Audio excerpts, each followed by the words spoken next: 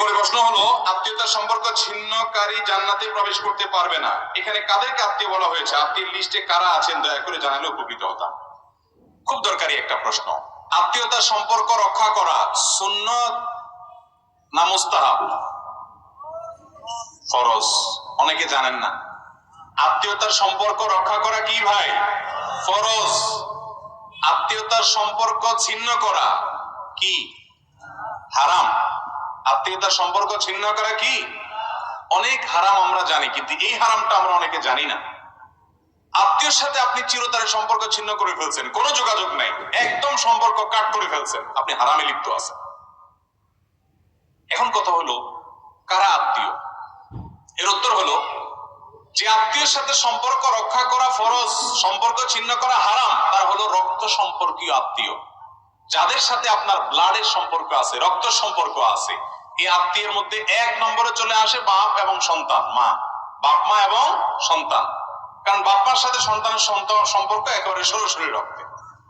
এরপরে হলো ভাই বোন, তারপরে ভাতিজা ভাতিজি, তারপরে চাচা ফুফু, দাদা দাদি, এরা সব রক্ত সম্পর্কীয়। তারপরে মায়ের দিককার মা, খালা, মামু, তারাও মায়ের দিককার আত্মীয়।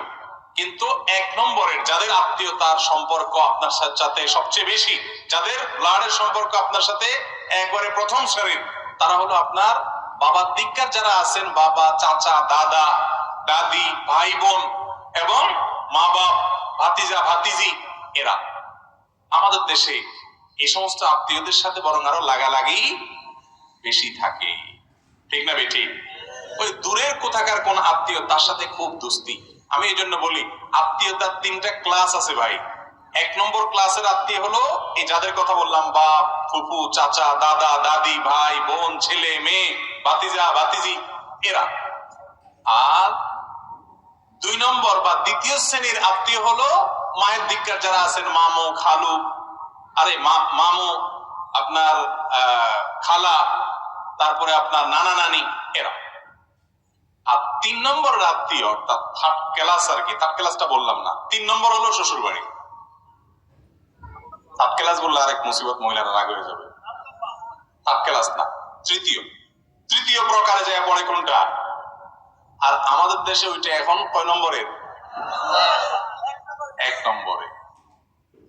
ভাইরা আমার, এটাও ঠিক যে যারা এক নম্বরের আত্মীয়, তারা অনেক সময় এত শত্রুতা করে যে দেখা যায় দুনিয়ার কেউ এত ক্ষতি করে না, চাচারা যত ক্ষতি করে। দুনিয়ার কেউ এত শত্রুতা করে না, ফুফুরা যত লেগে থাকে। এত শত্রুতা কেউ করে না, ভাই যত লেগে থাকে। যদি কোনো আত্মীয় আপনার সাথে এরকম আচরণ করে, ও তো কপাল পড়া, কারণ সে আত্মীয়কে কষ্ট দিচ্ছে, ও তো হারাম করতেছে। কিন্তু আপনি আপনার জায়গা থেকে চেষ্টা করেন অন্তত তার সাথে কানেক্টেড থাকা। যদি সে আপনার ক্ষতি করে কানেক্টেড হলে, তাহলে আপনি দূরে থাকেন, কিন্তু তা না হলে যথাসম্ভব তার সাথে মিলেমিশে থাকার চেষ্টা করেন। আমরা এখন দেখা যায় যে রক্ত সম্পর্কে আত্মীয়দের সাথে কোনো খোঁজ খবর নাই। এরকম বহু লোক আছে যে কিছুই হয় নাই, তারপরে চাচাতো ভাই, আপনার কি বলে চাচা, তারপরে ফুফু, তাদের সাথে কোনো যোগাযোগ নাই। অনেকের তো গন্ডগোল ফাসাদ আছে, অনেকের গন্ডগোল ফাসাদও নাই, তারপরে কোনো যোগাযোগ নাই। আজকাল ফেসবুকে আমাদের এক একজনের 5,000 করে বন্ধু। 5,000 বন্ধুর হক আদায় করতে করতে এই সমস্ত আত্মীয় গণার টাইম আমাদের নাই।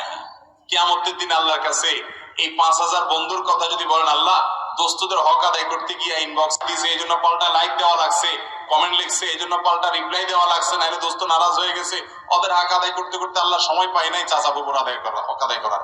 মুগুরের মায়ের একটাও নিচে পড়বো যে 2 নম্বর দোস্ত তোরে পাতাইতে বলছে কি? ভাইরা আমার, এই সামাজিক যোগাযোগের মাধ্যমগুলো আমাদেরকে আজকাল অনেক বেশি অসামাজিক করে দিচ্ছে। কাজের জায়গায় খবর নাই, অজায়গায় সব এনার্জি দিয়ে আছে। অতএব আত্মীয়তার সম্পর্ক রক্ষা করে চলবো তো ইনশাআল্লাহ। এক সাহাবী নবীজির কাছে বলছে, ইয়া রাসূলুল্লাহ, আমি তো আত্মীয়ের সাথে ভালো থাকতে চাই, কিন্তু তারা তো আমার ক্ষতি করে। নবী করিম সাল্লাল্লাহু আলাইহি সাল্লাম তখন বলেছেন, তুমি যা বলছো, যদি এরকমটা সেই করে, তোমার ক্ষতি করে আত্মীয় হয়ে, তাহলে ও তোর কপাল শেষ করতেছে, ধ্বংস করতেছে আত্মীয়ের প্রতি অবিচার করে বা তাকে কষ্ট দিয়ে। কিন্তু তুমি মনে রাখবা, লাইসাল ওয়াসিলু বিল মুকাফি, তোমার আত্মীয় তোমার সাথে ভালো আচরণ করলে তুমিও ভালো আচরণ করো, সে তোমার ছেলেকে গিফট দেয়, তুমিও তার ছেলেকে গিফট দাও, এর নাম আত্মীয়তার সম্পর্ক রক্ষা করা না। এটা তো যে কোনো মানুষই ভালো করলে তার সাথে পাল্টা আরেকজন ভালো করে। আত্মীয় যদি তোমার সাথে খারাপও হয়, তুমি খারাপ অন্তত করবা না, চেষ্টা করবা ভালো কিছু করার, সবর করার, প্রতিহত করবা।